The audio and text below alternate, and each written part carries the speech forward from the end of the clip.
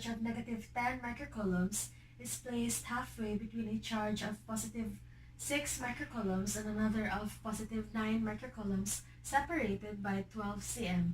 Also, two charges are freely moving with a charge of negative 9 microcoulombs and distances of negative 6 cm and positive 10 cm, and a charge of positive 7 cm with distances of positive 6 cm and positive 10 cm. A. What is the magnitude of the force on the test charge? B. What is the direction of the force? So first we are to illustrate our drawing. So we have a test charge of negative 10 microcoulombs placed halfway between two charges, which are positive 6 microcoulombs and positive 9 microcoulombs. Also, two charges are freely moving with a charge of negative 9 microcoulombs, and since the distance is negative 6 and positive 10, we are to place it negative 6 and positive 10. And then we have another charge of positive 7 microcoulombs at a distance of 6 cm and positive 10 cm. So positive 6 cm and positive 10 cm. After that, we are to assume that negative 9 microcoulombs is our Q1, our Q2 is positive 6 microcoulombs, our Q3 is positive 7 microcoulombs, our Q4 is positive 9 microcoulombs, and our Q5 as negative 10 microcoulombs.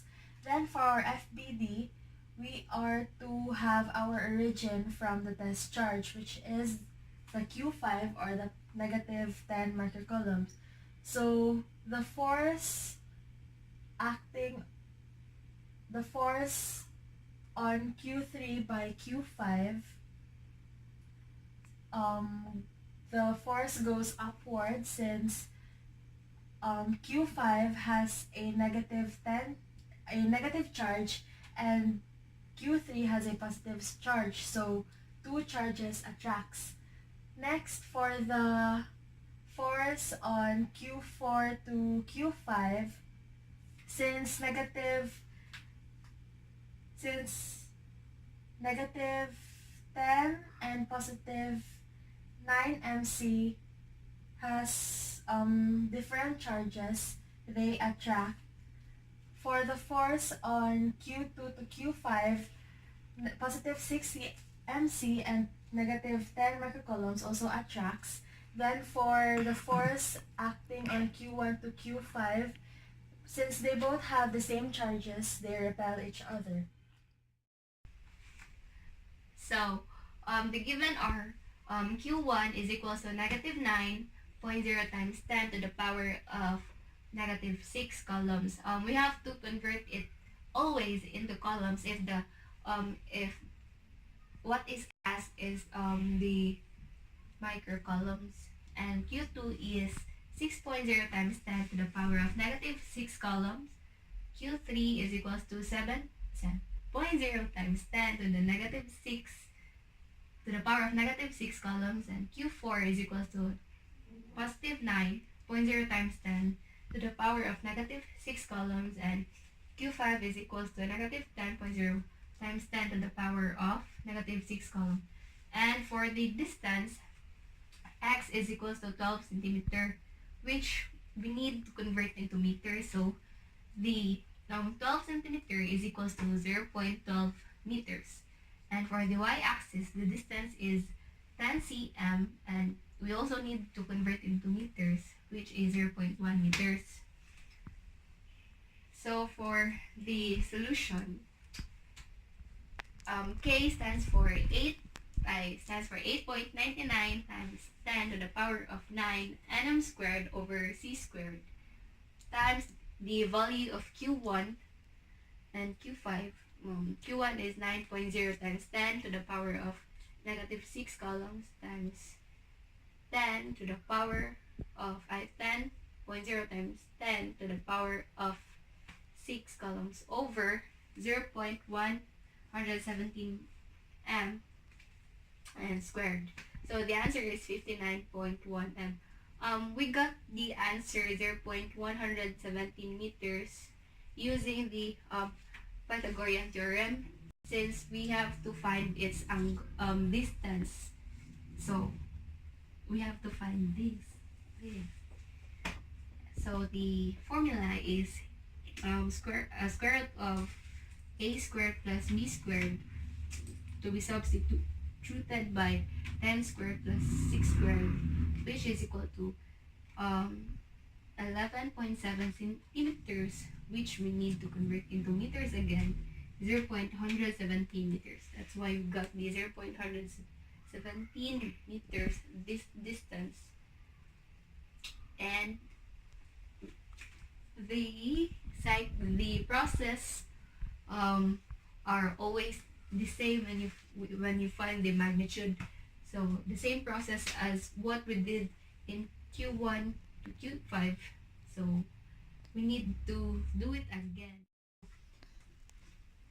We need to find the magnitude of the force of Q2 and Q5 by substituting again. K is equals to 8.99 times 10 to the power of 9 nm squared over c squared times absolute case. The answer should be positive. So 6.0 times 10 to the power of negative 6 coulombs times 10.0 times 10 to the power of negative 6 coulombs over the distance, which is 0.06 squared. So 0.06, it is the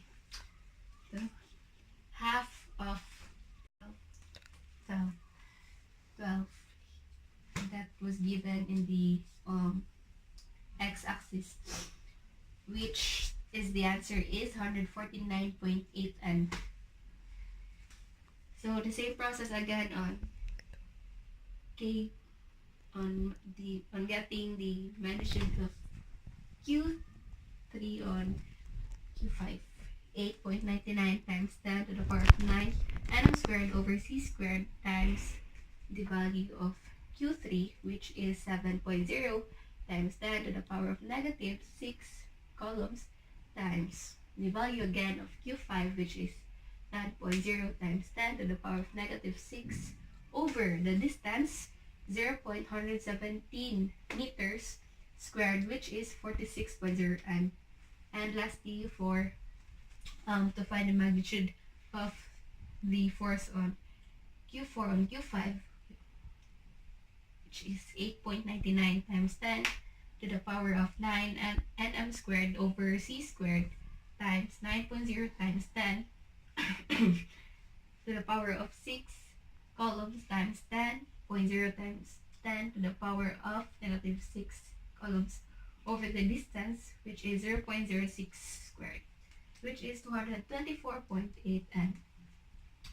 And now we have to find the x and y components.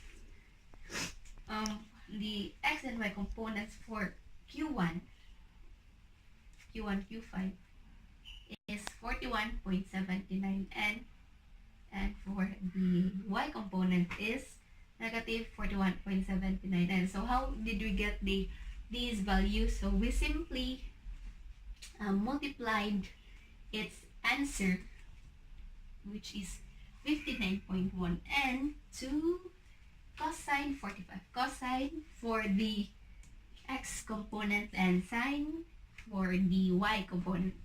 So 59.1 cosine 45, which so the answer is 41.79 n, and 59.1 sine 45 is equals to negative 41.79 n.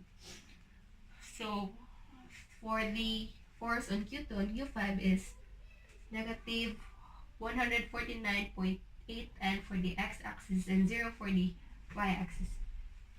It is 0 because, as we can see, there is no y component, there is no vertical line in this FBD, so we have to base our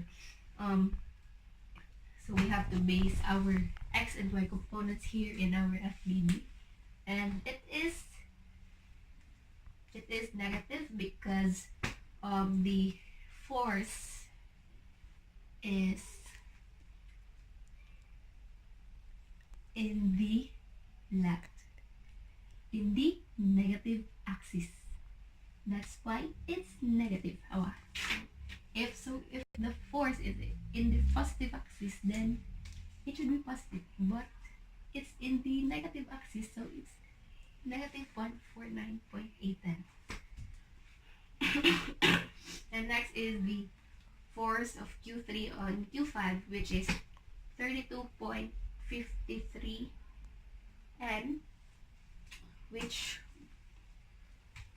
we got by doing the same process as what we did in force of Q1 and Q5, which is multiplying itself to cosine 45 and sine 45.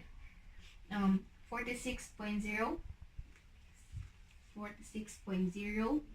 times cosine 45, so positive 32.53, and 46 sine 45, which is 32.53 n. So upon giving x and y components here, in x and y components, I mean upon giving negative or positive signs in x and y components, we have to consider the directions given in the FBD. So always base your f and y components in your FBD. So if your FBD is not correct, then everything here will be changed. So we have to total it all. So the answer is 149.3 n for the x component, and for the y component is negative 9.26 n. So for A, since we are looking for the magnitude of the force, we are to use the formula of square root of the summation of fx squared plus the summation of fy squared. So the summation of fx squared is 149.3 n, and for the summation of fy squared we have negative 9.86. So the magnitude of the force on the test charge is equal to 148.97 n. And then to get the angle, we are to use the formula of arctan multiplied by f of y over f of x. So arctan times negative 9.86 over 149.3 is equal to negative 3.78. So our angle, or the direction of the force, is negative 3.78.